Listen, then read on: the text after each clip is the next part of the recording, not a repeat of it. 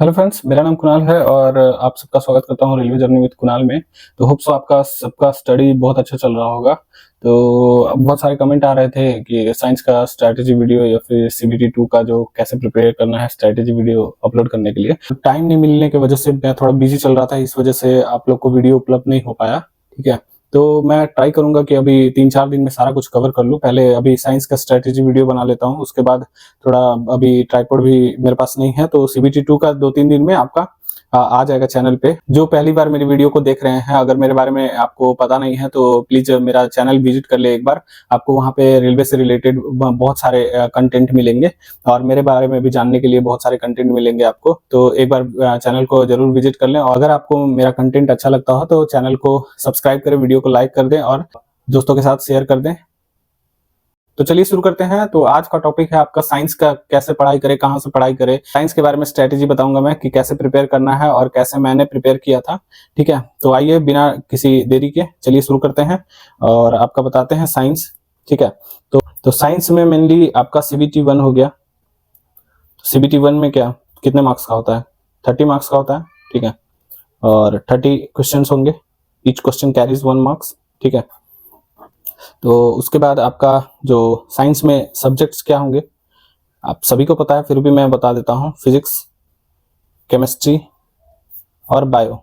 ठीक है, तो जो भी इंजीनियरिंग बैकग्राउंड से हैं, ठीक है, बीटेक वाले हैं, उनका फिजिक्स केमिस्ट्री थोड़ा अच्छा होता है, बायो थोड़ा सा दिक्कत करता है। ठीक है, तो उस पर भी हम चर्चा करेंगे। और जो डिप्लोमा कैंडिडेट्स हैं वो थोड़े से वीक होंगे, बट आप टाइम के साथ इसको कवर कर सकते हैं। ठीक है, तो मेनली जो फिजिक्स में क्वेश्चन ज्यादा आते हैं, मेनली आपका जो डिवाइड होता है क्वेश्चंस का, जो फिजिक्स हो गया, केमिस्ट्री हो गया और बायो हो गया, तो बायो 8 से 10 क्वेश्चंस श्योर है आपका आएगा ही आएगा। ठीक है, केमिस्ट्री हो गया 7 to 9 क्वेश्चंस और ये जो फिजिक्स हो गया वो 9 to 11 क्वेश्चंस होंगे ही होंगे। ठीक है, तो टोटल तीनों मिला के 30 क्वेश्चंस होंगे। ठीक है, तो आपको ऐसा नहीं है कि आप फिजिक्स को ज्यादा प्रीफर करेंगे, केमिस्ट्री को ज्यादा प्रीफर करें, बायोलॉजी को छोड़ दें, ऐसा नहीं है। देखो, एक एक मार्क्स आपको मायने रखता है एग्जाम को निकालने के लिए। पॉइंट से भी पॉइंट मान लीजिए 70 कट ऑफ है, आपका 69 पॉइंट समथिंग आता है, तो आपको थोड़ी ना कंसीडर किया जाएगा, आपको तो बाहर ही कर दिया जाएगा।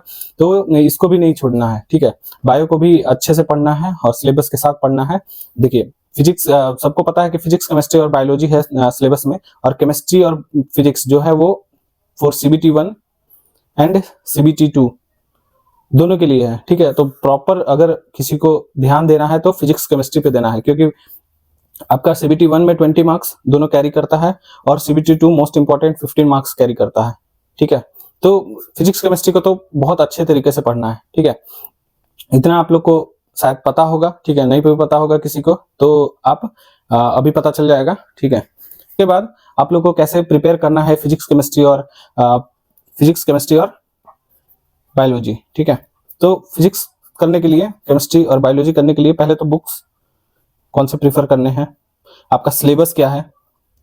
ठीक है, सिलेबस शायद सबको पता ही होगा, एनसीईआरटी आरटी 10th तक का आपको कवर करना है, उसके बाद आप कवर नहीं कीजिएगा। ठीक है, 10th स्टैंडर्ड तक आप कवर कीजिए। ठीक है, तो उससे आपको कवर हो जाएगा। ठीक है, और सिलेबस, अगर किसी को सिलेबस जानना होगा कि फिजिक्स में क्या पढ़ना है, केमिस्ट्री में क्या पढ़ना है और बायोलॉजी में कितना पढ़ना है, ठीक है, अगर सिलेबस किसी को डाउट होगा तो कमेंट में पूछेंगे। ठीक है, कि सिलेबस भी आपको अगर प्रोवाइड कराना है साइंस का तो वो भी मैं प्रोवाइड करा दूंगा। ठीक है, कितना फिजिक्स में पढ़ना है, कितना केमिस्ट्री में कौन सा चैप्टर पढ़ना है, बायो में कितना पढ़ना है। ठीक है, और मोस्ट इंपॉर्टेंट आपका फिजिक्स एंड केमिस्ट्री आपको लेके चलना है। ठीक है, तो सबसे पहले तो आप बुक्स देख लीजिए, बुक्स कौन सा आप प्रेफर करेंगे। मैंने क्या प्रेफर किया था, मैंने एक अरिहंत की बुक प्रेफर की थी। ठीक है, जो ऑब्जेक्टिव आती है, अरिहंत पब्लिकेशन की ऑब्जेक्टिव। ठीक है, और एक मैंने लुसेंट प्रेफर किया था। लुसेंट जो साथ में वाला नहीं, जो सेपरेट आता है, जो जनरल साइंस का आता है, जनरल साइंस का जो लुसेंट आती है, उससे प्रीफर किया था मैंने। तीनों फिजिक्स, केमिस्ट्री और बायो का पहले आपका कॉन्सेप्ट क्लियर किया था वहां से। ठीक है, और उसके बाद आपका जो पढ़ने के बाद जो सब्जेक्टिव होते हैं उसके पूरा पढ़ने के बाद, उसके बाद मैंने उसका ऑब्जेक्टिव किया था। ठीक है, उसके बाद मैंने अरिहंत का बुक फॉलो किया था। अरिहंत बहुत अच्छी बुक है, ठीक है। मेनली बायो आपका बहुत अच्छा कवर हो जाता है यहाँ से, और फिजिक्स केमिस्ट्री के लिए बहुत ज्यादा नॉलेज है इसमें, और किसी चीज का कुछ करने का जरूरत नहीं है। और एक चीज और आप फॉलो कर सकते हैं, प्रीवियस ईयर क्वेश्चंस जो है किसी पब्लिकेशन का ले लीजिए, ठीक है। यूथ का ले लीजिए, या फिर किरण पब्लिकेशन का ले लीजिए, या फिर कोई भी और भी होंगे तो उसका भी ले सकते हैं, ठीक है। जो मतलब अच्छे कंटेंट प्रोवाइड करते हैं उसका ले सकते हैं। तो मैंने बस अरिहंत का ऑब्जेक्टिव किया था, उसके बाद आपका प्लस लूसेंट वाला किया था, लूसेंट जनरल, ठीक है। उसके बाद मैंने टेस्ट लगाए थे, ठीक है। और प्रीवियस ईयर क्वेश्चन नहीं किए थे मैंने, क्योंकि उतना टाइम मेरे पास नहीं था कि 2-4 महीने में ही सारा कुछ कवर कर लें। तो प्रीवियस ईयर क्वेश्चन नहीं किया था, लेकिन आप प्रीवियस ईयर क्वेश्चन करेंगे, बट फर्स्ट आप लूसेंट को फिनिश कर लेंगे, कॉन्सेप्ट क्लियर कर लेंगे। देखिए कॉन्सेप्ट बहुत जरूरी है, ठीक है। मान लीजिए कि आप कोई भी चैप्टर पढ़ रहे हैं, लाइट पढ़ रहे हैं, ठीक है, या फिर लाइट में ही मान लेते हैं, लाइट पढ़ रहे हैं, तो आपको रिफ्लेक्शन और total internal reflection, atmospheric reflection, ये सब में अंतर नहीं पता होगा। मान लीजिए आप स्पीडी पढ़ते हैं, बस रट लिए हैं कि मिरेज जो फॉर्मेशन होता है वो टोटल इंटरनल रिफ्लेक्शन की वजह से होता है, बट आपको पता ही नहीं है कि टोटल इंटरनल रिफ्लेक्शन क्या होता है, आपका जो ये एटमॉस्फेरिक रिफ्लेक्शन क्या होता है, ये सब आपको पता ही नहीं है।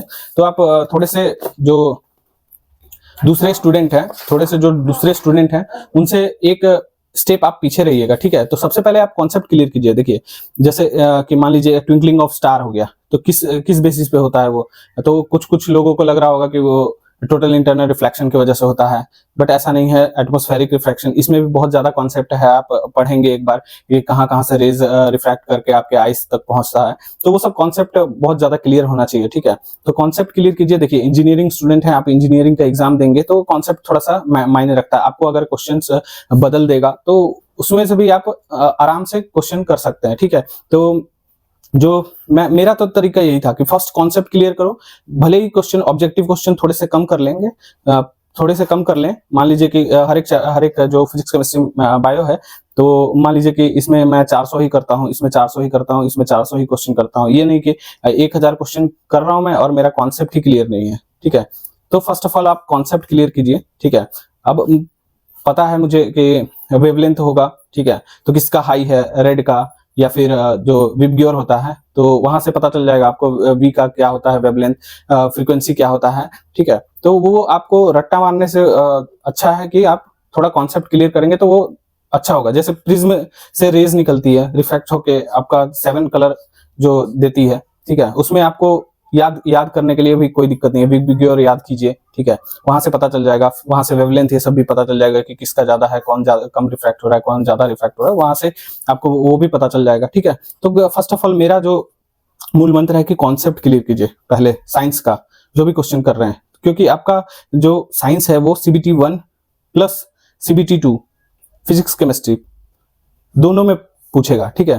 तो आप फिजिक्स केमिस्ट्री का तो कॉन्सेप्ट एकदम डिट्टो क्लियर होना चाहिए, ठीक है। किसी को भी ऑब्जेक्टिव पे थोड़ा सा कम ध्यान देंगे, और आपका जो मेमोरी करने वाला, मतलब याद करने वाला जो होगा वो तो याद करेंगे ही आप लोग, ठीक है। बट कॉन्सेप्ट जो है साइंस में कॉन्सेप्ट ही काम आता है, ठीक है। तो मैं मेनली फोकस किया था कॉन्सेप्ट पे, ठीक है। तो आप भी होगा तो कॉन्सेप्ट पे ज्यादा फोकस कीजिए, ऑब्जेक्टिव उसके बाद आपको जो प्रैक्टिस करने के लिए, अगर आप मान लीजिए कि ऑब्जेक्टिव नहीं कर पाते हैं, कॉन्सेप्ट कर लिए तो आपको प्रैक्टिस करने के लिए आपका प्रीवियस ईयर क्वेश्चन है ना, प्लस आप टेस्ट सीरीज जो ज्वाइन करेंगे, टेस्ट सीरीज देंगे, तो उसमें भी आपका प्रैक्टिस हो जाएगा। तो आप थोड़ा सा कॉन्सेप्ट क्लियर कीजिए, मैंने भी यही किया था, ठीक है। तो अच्छे खासे मार्क्स आए थे, 25 प्लस मैंने स्कोर किया था, बट मेरे पास उतना टाइम नहीं था। जैसे जनवरी में मैंने फॉर्म भरा था, ठीक है, तो उसके बाद मई में एग्जाम हो गया, तो देखिए कितना टाइम मिला था। जनवरी 25 में कोई 25 में कोई एग्जाम हुआ था मेरा, तो जनवरी फरवरी 5 महीना के आसपास, 5 महीना भी नहीं, 4.5 मंथ्स मिला था मुझे। 4.5 मंथ्स में मुझे मैथ्स, साइंस और रीजनिंग प्लस जीके ये चारों कवर करना था। तो मैंने यही अपनाया था, ठीक है, कि मैं पहले कॉन्सेप्ट सारे का क्लियर करूंगा, मैथ्स का भी, साइंस का भी, ये सब का, और उसके बाद ऑब्जेक्टिव या फिर टेस्ट सीरीज दूंगा, ठीक है। इससे मेरा जो एग्जाम में पता चल जाता है मुझे कि टेस्ट सीरीज में मुझे कितना मार्क्स आ रहा है। टेस्ट में मेरा जो मार्क्स आ रहा था वो 75 प्लस आ रहा था, ठीक है, हर एक टेस्ट में, जितने भी मैंने टेस्ट दिया था, तो वही 76 पॉइंट समथिंग के आसपास में मेरा मार्क्स रह गया था, ठीक है। क्योंकि देखिए पहले से जो सीजीएल विजुअल वाले जो होते हैं, जिससे आप कंपैरिजन अगर करेंगे, मान लीजिए कि जो जनरल का तैयारी कर रहा है, मैं जनरल का तैयारी नहीं कर रहा था, मैं जॉब कर रहा था। डिटेल वीडियो भी अपना जर्नी का बताऊंगा मैं, ठीक है, कि क्या कहाँ से क्या किया मैंने, उसके बाद मैं जॉब छोड़ के उसके बाद प्रिपरेशन स्टार्ट क्यों किया, ये सब बाद में बताऊंगा। तो उतना टाइम नहीं था कि मैं 90 प्लस स्कोर करूं। मेरे को था कि CBT 1 जो है वो क्वालिफाइंग होता है, तो मैं क्वालिफाई कर लूं कैसे भी थोड़ा पढ़ के। तो उनके लिए है, अगर जो आप जनरल प्रिपेयर कर रहे हैं तो वो तो 80 to 85 आराम से स्कोर कर सकते हैं, उनको प्रिपरेशन स्ट्रेटेजी की कोई जरूरत ही नहीं है, क्योंकि वो ऑलरेडी जनरल का तैयारी कर रहे हैं, ठीक है। तो उस हिसाब से आप तैयारी कीजिएगा, ठीक है। और एक चीज जो साइंस अभी बिल्कुल भी नहीं पढ़े हैं, ठीक है, जैसे कि मान लीजिए ग्रुप डी वाले हैं, वो क्या करते हैं कि स्पीडी लेके बैठ जाते हैं, या फिर कोई भी प्रीवियस ईयर क्वेश्चन। भाई प्रीवियस ईयर क्वेश्चन स्पीडी लोगे तो अगर मान लीजिए कॉन्सेप्ट पे क्वेश्चन आएगा तो आप बिल्कुल भी नहीं कर पाओगे। आप तो एक तरीके से प्रीवियस ईयर क्वेश्चन को रट्टा मार रहे हैं, ठीक है, रट्टा मार रहे हैं। तो रट्टा मारने से किसी किसी का ही एग्जाम निकल जाता है, कॉन्सेप्ट क्लियर होगा तो सारे का निकल जाएगा, ठीक है। और जो आप इंजीनियर्स है तो थोड़ा बहुत तो आपका जो फिजिक्स केमिस्ट्री ये सब अच्छा होगा, ठीक है। और बायो पे थोड़ा ध्यान दे दीजिए, ठीक है, तो ये भी क्लियर हो जाएगा आपका। फिजिक्स केमिस्ट्री आपका क्लियर ही है, और मोस्ट ज्यादा ध्यान देना है आपको फिजिक्स केमिस्ट्री पे, ठीक है।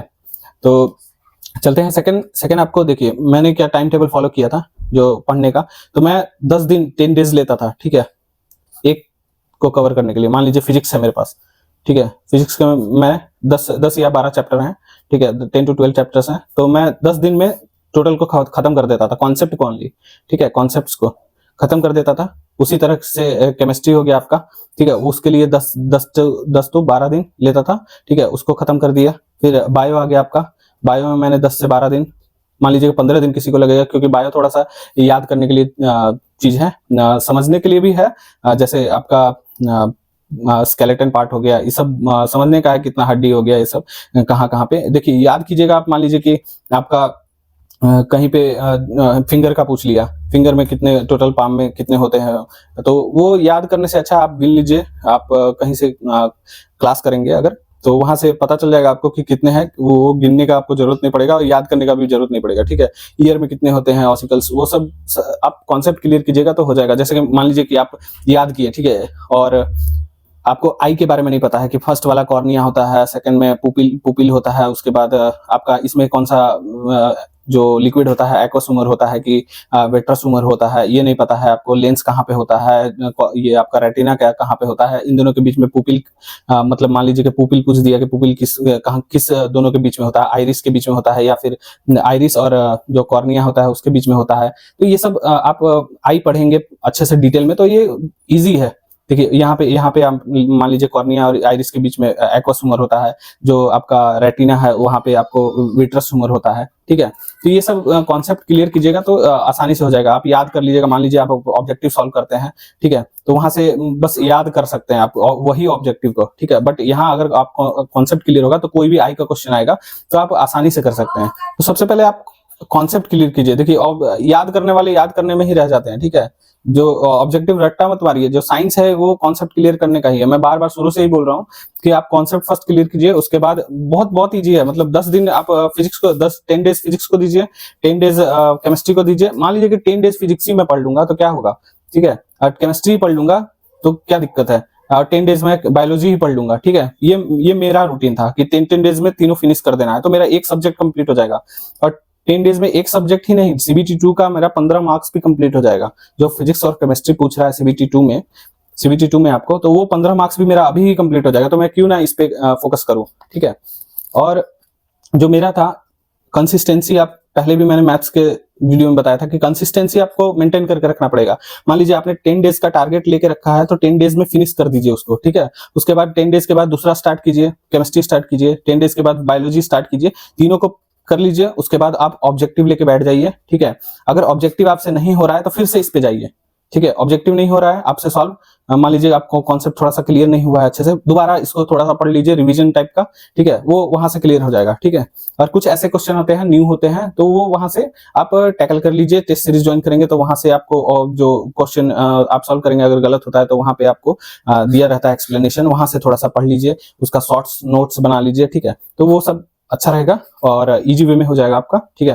तो और एक हार्ड वर्क, देखिए साइंस किसी का अगर जो मैथ्स इजी है मैथ्स इजी है, उसको 2-3 घंटा दे दो, 2 से 3 घंटा दे दो, ठीक है। अगर साइंस आपका थोड़ा वीक है तो इसको 4 से 5 घंटा दे दो, ठीक है। देखिए एग्जाम का कोई भरोसा नहीं है कब एग्जाम हो जाएगा, ठीक है। तो उस हिसाब से आपको प्रिपेयर रहना है। मान लीजिए 4-5 महीना में आपको फेब जैन और फेब में एग्जाम ले लेता है, तो उस हिसाब से आपको प्रिपेयर रहना पड़ेगा कि आपको सारा कुछ जो सीबीटी 1 का है वो कवर कर लेना होगा 4 महीने में। 4 मंथ्स मान के चलिए कि 4 मंथ्स आपको कवर करना है, और आपका जो लास्ट 1 मंथ होगा उसमें सिर्फ रिवीजन शॉर्ट नोट्स जो बनाएंगे आप लोग वो रिवीजन करना है, प्लस ऑब्जेक्टिव सॉल्व करना है, प्लस टेस्ट सीरीज देना है, ठीक है।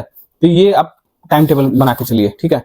तो मेनली आप जो आपका वीक पोर्शन है, वीक है, उस पर हार्डवर्क कीजिए, ठीक है। 3-4-5 घंटा जितने में हो रहा है, 3 से 5 घंटा में जितने में हो रहा है आप उस पर काम कीजिए, ठीक है।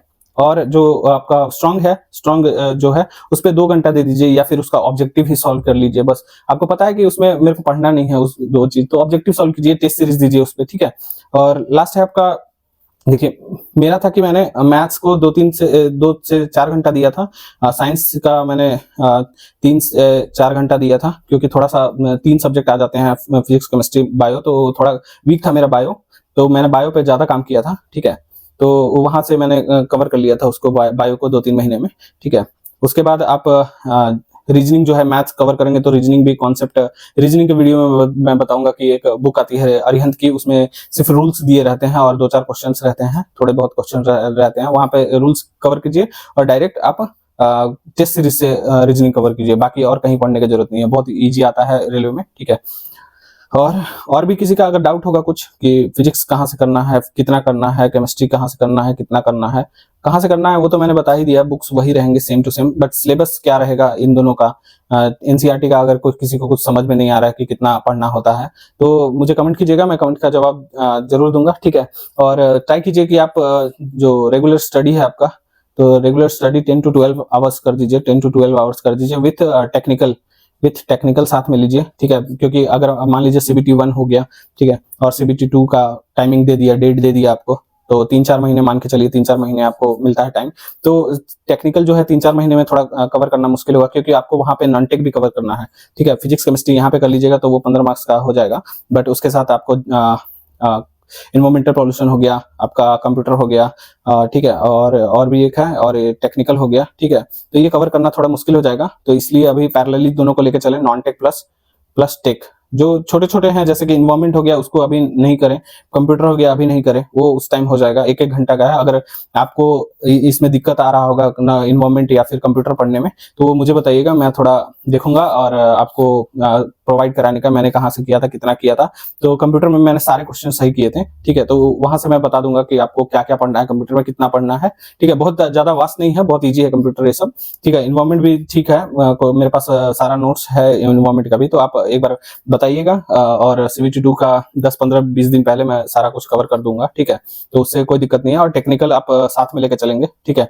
और जो जॉब करते हैं वो पूछ रहे थे कि जॉब करते हैं तो क्या पढ़े, क्या कैसे पढ़े, तो भाई जॉब करते हो तो अगर टाइम मिलता है आपको तो कम से कम तो 8 से 12-14 घंटा पढ़ो, लेकिन आप तो 8 घंटा तो ड्यूटी ही करोगे, तो इतना टाइम कहाँ से निकाल पाओगे। तो मैं भी जॉब करता था, ठीक है, मैं अपना रियलिटी बता रहा हूँ, मेरे पास बिल्कुल टाइम नहीं मिलता था, ठीक है। तो मैं क्या किया, जॉब क्विट कर दिया, उसके बाद मैं लग गया इसी में, ठीक है, कि मेरे को इस बार निकालना है। तो मैंने 4 मंथ्स प्लस 3 महीना 7 महीना दिया था फॉर्म भरने के बाद, तो 7 महीने में मैंने tech plus non tech cover कर लिया था, ठीक है। और आपको पता ही है मैं रेलवे में 2018 में वाला जो आरआरबी जेईई है उस क्रैक करके 2020 में मैंने ज्वाइन कर लिया था, ठीक है।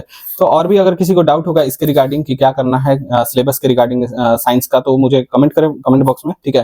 तो मैं उसका रिप्लाई दे दूंगा, या फिर एक सेपरेट वीडियो फिजिक्स केमिस्ट्री और बायोलॉजी का बता दूंगा कि कहाँ से क्या करना है, कितना करना है, आपको कितना अच्छा रहेगा, ठीक है। तो उस हिसाब से प्रिपेयर कीजिए और अच्छे से प्रिपेयर कीजिए, ठीक है। तो चलते हैं, मिलते हैं नेक्स्ट वीडियो में, तब तक के लिए जय हिंद जय भारत। वीडियो को लाइक शेयर एंड सब्सक्राइब जरूर करें, ठीक है। Thank you.